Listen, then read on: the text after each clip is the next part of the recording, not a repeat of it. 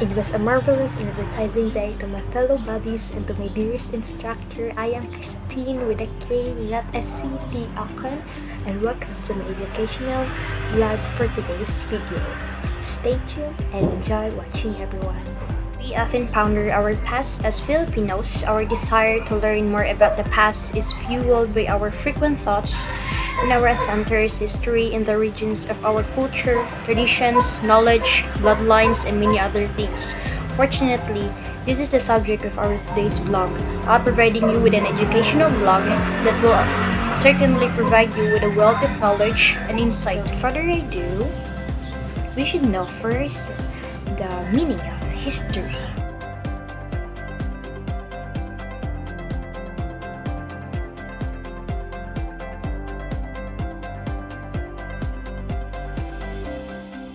Now, in this first 5 of the reflection paper that I am going to introduce in my vlog, we're going to talk about the Tarantara readings in the Philippine history, while the last other 5 will be all about my reflection paper related to history source book topics.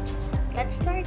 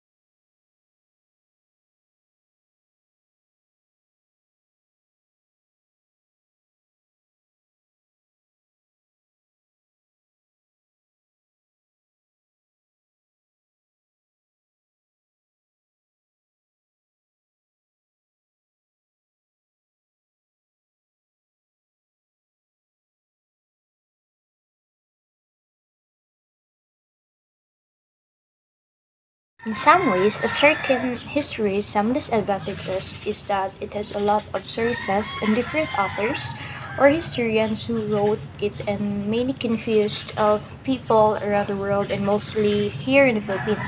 Yet in every problems and confusion, there should always be an alternative to ease it. It was still curious and at the same time confused before, not until I learned about the different historical sources and its distinctive features. The two types of historical sources are primary and secondary. Primary sources included written materials, physical objects, and vocal or visual accounts given by an individual or a group who was present at the time and place being remembered. These sources included details based on first-hand experience from people who were there.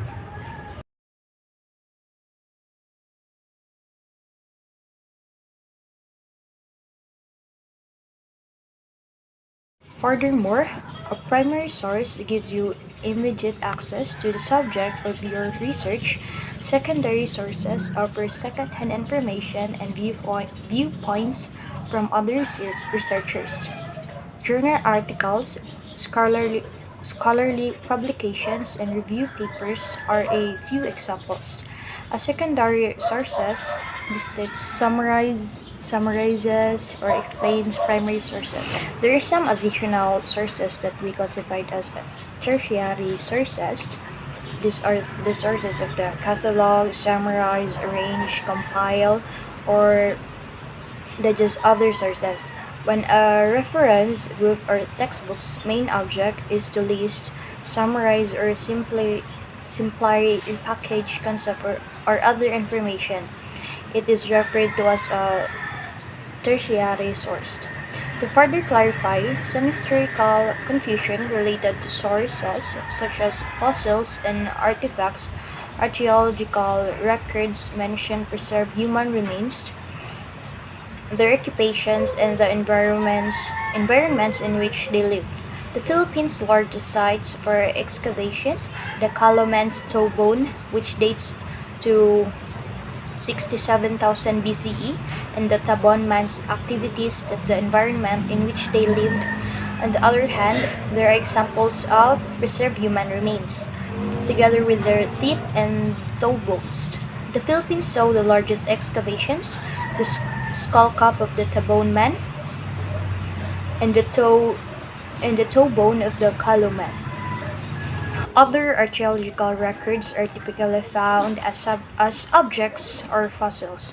Fossils are the remains of extinct animals, plants, or other organisms. While analyzing a historical story and conducting internal review, historian must apply both exterior and internal historical critique. External critique reveals the author or the historical material, the location of the material, and its response to curious and concerns about the reliability of a historical source. A historian must employ both external and internal historical critique while evaluating the veracity and dependability of primary sources that will be utilized to create a narrative, while external criticism responds to issues and queries related to the determining the author of a historical source, where it is located, and other relevant information determining the historical materials, production date, and location, as well as its admi- administi- administrability as evidenced value. In addition, there are sources that are reliable, credible, and valid for history or accounts. Additionally, there are criticisms known as internal and external criticism. Internal criticism, on the other hand, deals with the credibility and dependability of the content of specific historical source, while external criticism addresses concerns and questions related to the authenticity of a historical source. So this was all about in the first reflection. Moving on, the second reflection, it was all about in relation to learning more about our nation's or the Philippine Islands background. The most important lesson we take away from this mirroring reflection will be on the history of the Philippine Island. It will teach us more about the people, traditions, and cultures of our own country in our cherished islands. Like me, you may be interested in learning more about a specific traits, characteristic, personality, or other aspects of a particular person in order to understand the person better. It was curious about the people before me because of how they look, what they could do, what they contributed, and much more. The inhabitants and the inhabitants of our island was have a unique features and diverse culture, beliefs, traditions. Is much more even in the natives were their traditional clothing and attire. These Luzonate natives wore and dress in a variety of short, colorless kangan garments that we sewed together in front and had short sleeve that dropped just below the waist before the advent of the Spaniards. The ships wore red kangan clothing known as kinanas, but some of these clothes were blue or black. They also wore what is known as banakyu,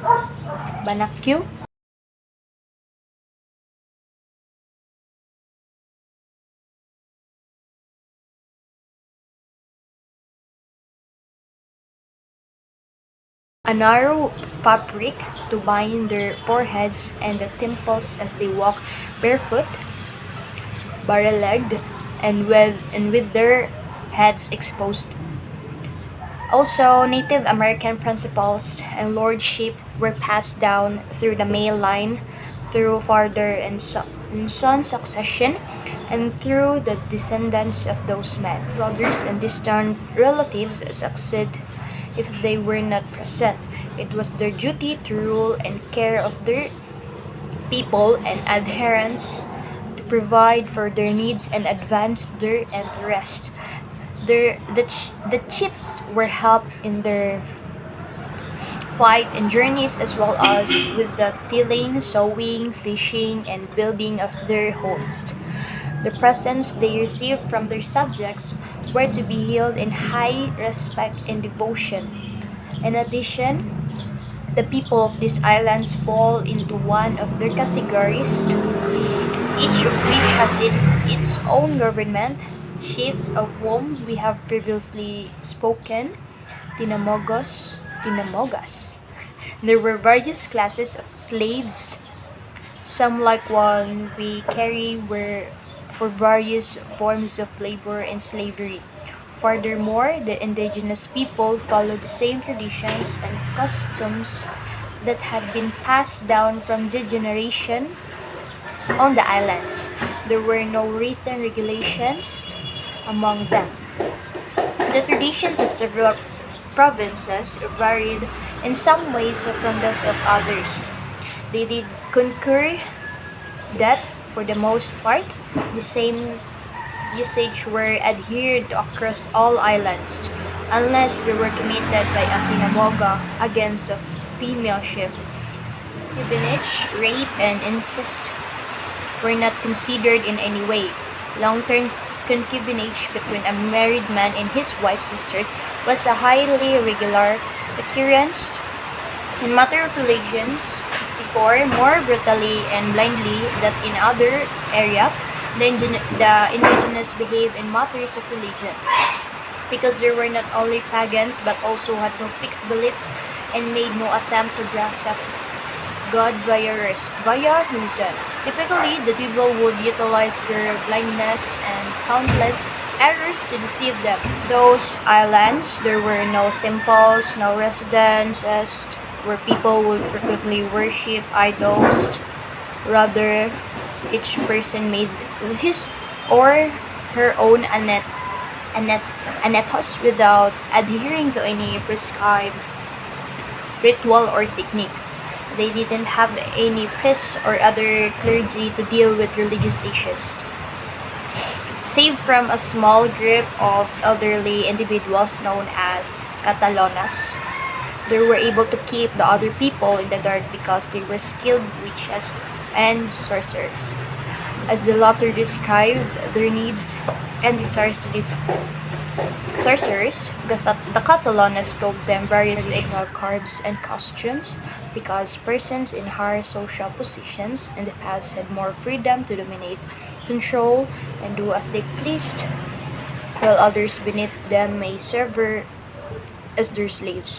Concubines are in other forms of servitude. There are substantial distinctions between the past and the present. Today, on the other hand, everyone is treated equally. We are all allowed to pursue our own liberties and many more, since we now worship real gods rather than idols or doves.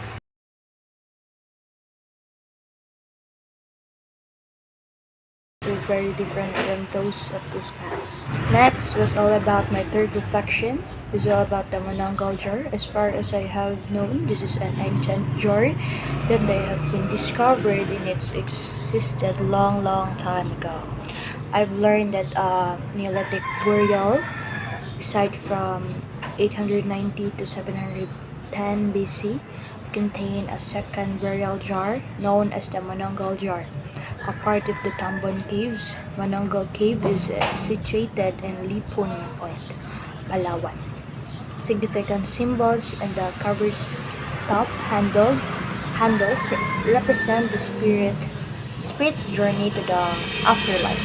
Also regarded as a masterpiece and one of the greatest pre-colonial Philippine pieces of art ever made in the Manananggal jar.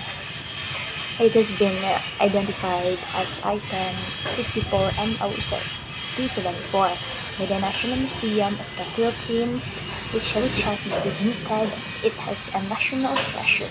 Moreover, a particular jar contains a variety of patterns and symbols, and it was quite amazing, isn't it?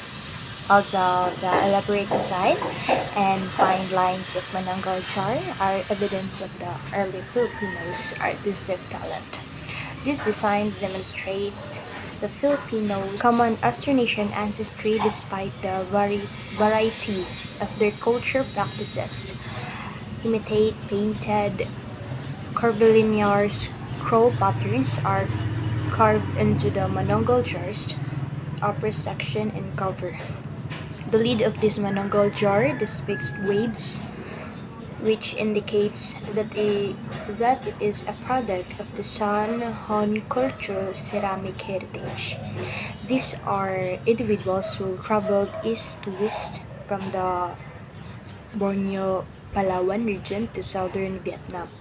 In addition, the Filipinos believe that a man's complete being was made of his body, ginhawa, or life force, and kaluluwa. The Manananggal jar's cover features three faces because it represents the soul, the boatman, and the actual boat, which explains why. Similar to other Southeast Asia artifacts from that era, the characters' eyes, mouths, and depicted on the prow of the boat as well.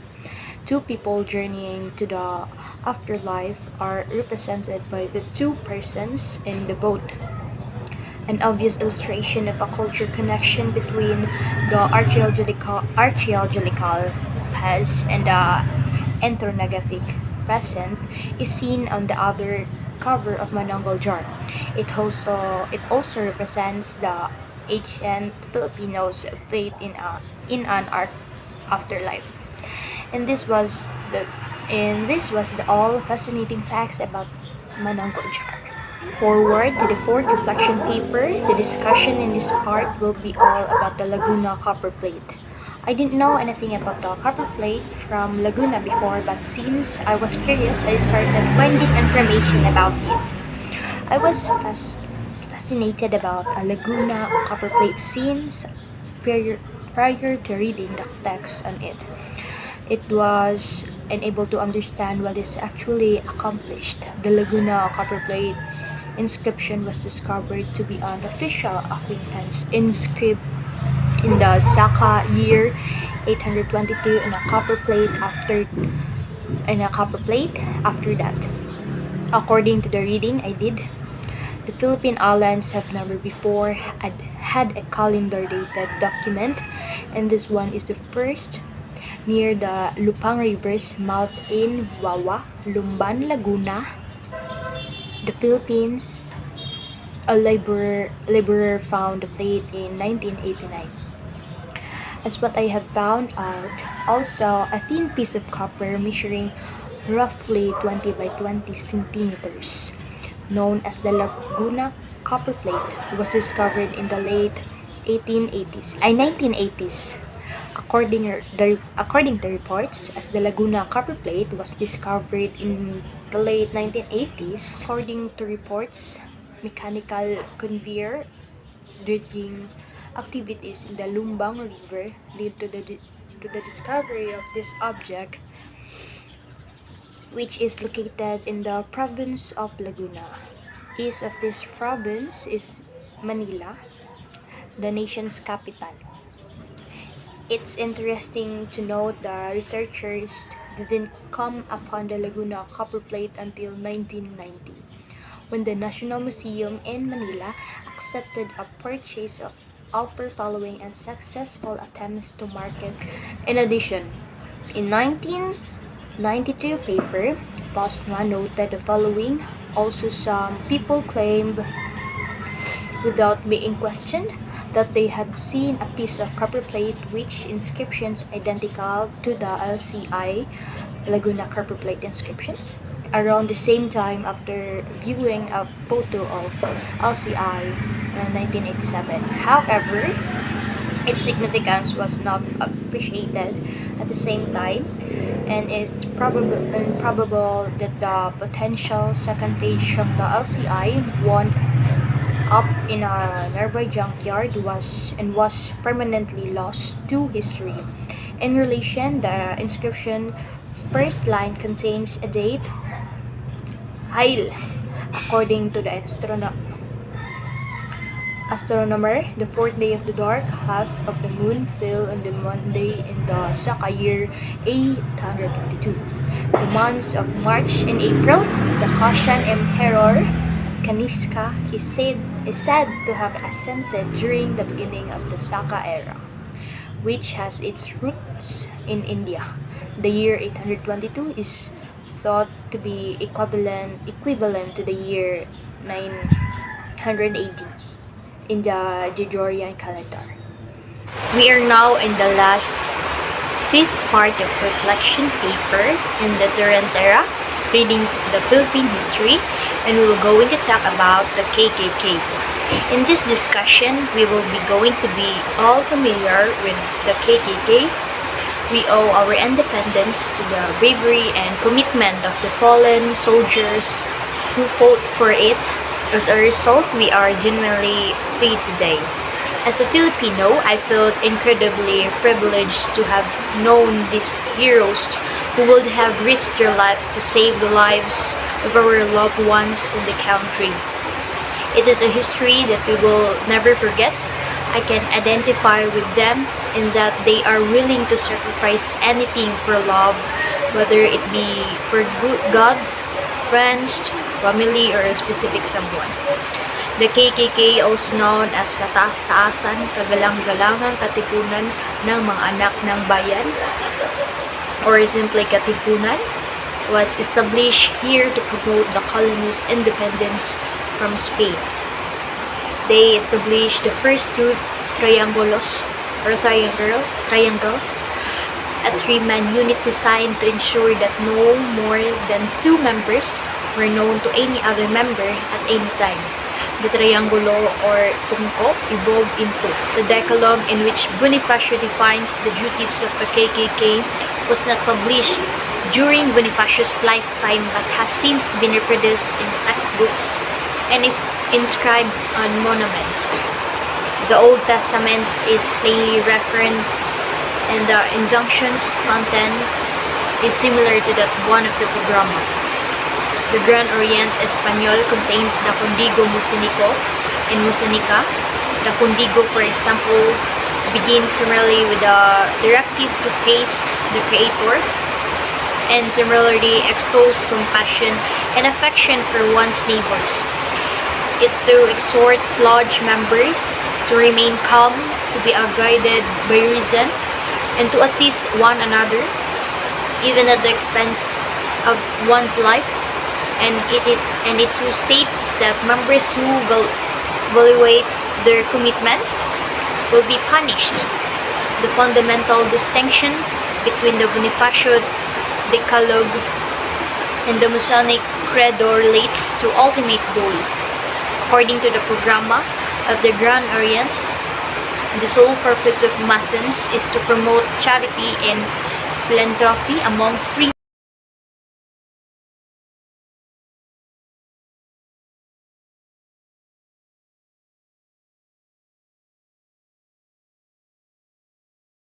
to set the country free from slavery. It is stated in chronological order that Katipunera must have a sincere faith in the Creator. Consider constantly that this involves love for one's homeland, because doing so demonstrates true love for one's fellows. Imprint upon one's heart the conviction that to die for the liberations of one's country from enslavement is the highest honor and fortune and that the accomplishment of good inspirations depends on composure, perseverance, and reason in any endeavor. The KKK is a group that carries out its crucial responsibilities, being a secret society.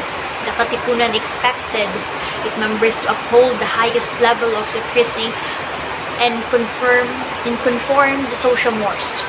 Prospective members had to go through the standard initiation rates in order to join the club. At first, only male Filipinos were allowed to join the Katipunan. Later, women also allowed to join. Both the first and last printings of the Katipunan newspaper, Kalayaan and Freedom, occurred in March 1896. The club fostered the growth of revolutionary ideals and creative works, and several of its well-known members helped to advance Filipino literature. It has been a long time informative discussion about Terra history topics in Philippines reflections, but we are now moving in the other part of the discussion in which we are going to tackle more about the lessons that I have reflected in relation to topics or history source book. So what are we waiting for? Take your popcorn, have comfortable seat, and stay tuned for more long discussion on the history source book. Let's go! To start the first topic in history source book, I am going to introduce you the sixth reflection topic, and it was all about the soul boats, a Filipino journey of self-discovery.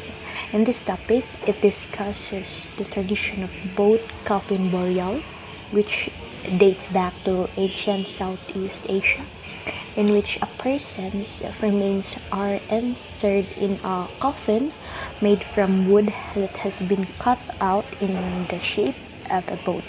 It undeniably exists today in some parts of the Philippines today. Ancient coffins or kabaang resembled the bangkay, a type of a ship. The cavender is a bangkay. Yes. I find it very interesting to learn about cremation as a way of interment, as our country fights to contain the spread of the deadly COVID-19 virus. Many families have opted to cremate their loved ones rather than bury them in the grave. Cremation is typically less expensive than burial. The saying, if the coffins and the bones were carefully stored, so were the artifacts, is used to describe both choices. Cremation and burial can both take place shortly after a person passes away, either after a typical funeral service or before a memorial service. Others, however, might feel that cremation goes against their customs or beliefs and would rather bury the dead in the coffin. Moving forward to the conspiracy against the Spaniards in 1588, which was the seventh topic that we are going to talk about. The story started when Pangan finally met Bulacan. Hist11 taste, the scheme began to take shape. Pangan planned to write to the governors of Malolos and Entrague, as well as the ships of Laguna and Batangas, to ask for an uprising. Thais called the other Bulacan ships to Tondo. They were scheduled to meet with all the ships, but that never happened. Pang and Datus traveled to the meeting in the hopes of joining the several Pampanga ships who were planning to ask the government to put off the emancipation of their slaves. They were on the side of the Spaniards, and the king thus didn't see any need to join the uprising. After being rebuffed by Pampanga shift and failing to organize a conference with other Tagalog leaders, the conspirators turned to the Borneans for assistance.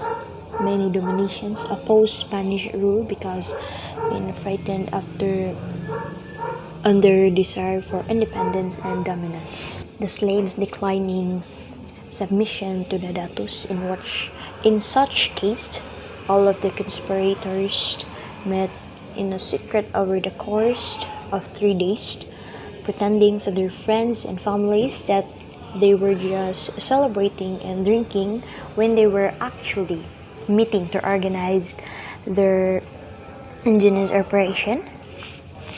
Moreover, by banning slavery, the Spanish believed they could sway the slaves' allegiance from the datus and toward their king.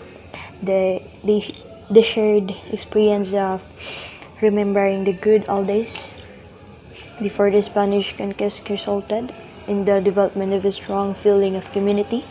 They pledged to stick together to oppose any attempts by the Spanish to free slaves in the region and to always look out for one another. And this ends the seventh topic that we have discussed. The eighth discussion will be all about the album de Filipinas, ca. 1870, Biblioteca Nacional de España. So, particularly, the National Library of Spain holds a collection of images from the Philippines collected in the late 19th century, specifically the album. There are a total of 7 portraits and 43 landscapes, photographs which provide a wealth of visual information of the social, cultural, economic, and urban history of the city, portrays the atmosphere of Manila during the final decades of Spanish rule, as well as any neighborhood around the Philippines which were a part of the Spanish Empire at the time, were depicted in words and photos in an album made in Barcelona in 1895. Throughout this part, a journalist is also presented as an example. In order to keep their audience updated about what is occurring in their surroundings, they collect information from diverse sources and ensure that both sides of an argument are covered. The album is notable because the interior pictures reflect colonial life in the Philippines at the time. They gather every information that is available in world events. Through the practice of journalism, we keep up to date on the numerous new issues, persons, and events in the outside world. News is useful because it keeps the informed, but it also has a entertainment value. The ultimate purpose of journalism is to assist people in making informed decisions about their lives, communities, societies, and governments. And just as the album does for the historian researching the 19th century, it can be a resource for later generations. Criteria, written by Emilio Jacinto, was our 9th topic in our vlog discussion today. The organization's laws and values were outlined in the Criteria ng Katipunan, which serve as a manual for prospective members. Emilio Jacinto authored the Criteria's initial publication. Later, Andres Bonifacio rewrote the Decalogue because Bonifacio felt Jacinto's criteria was superior to what he had created. The Decalogue, originally known as the Katungkulang Gagawin ng Mga Anak ng Bayan, Duties of the Sons of the People, was never published. Also, every Katipunero who is willing to join the Katipunan for the revolution must adhere to ethical rules, fundamental ideals, and pledge that Emilio Jacinto created in his Criteria of Katipunan. Violators will face consequences commensurate with their offenses. It includes a code of behavior that was created by our heroes during the fight for the Philippines independence from Spanish colonial rule.